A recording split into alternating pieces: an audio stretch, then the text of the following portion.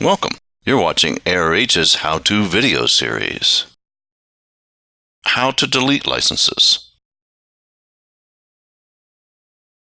There are two steps involved in deleting the licenses from a hardware key. Clear licenses. Save changes. Please note that only total deletion is possible.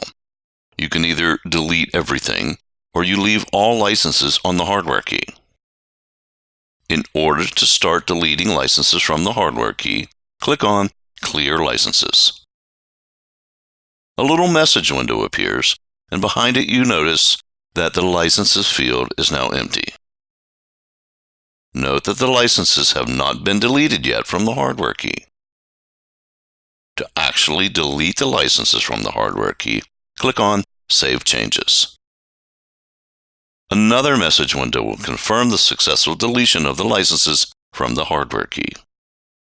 Now the hardware key is ready for uploading newer licenses.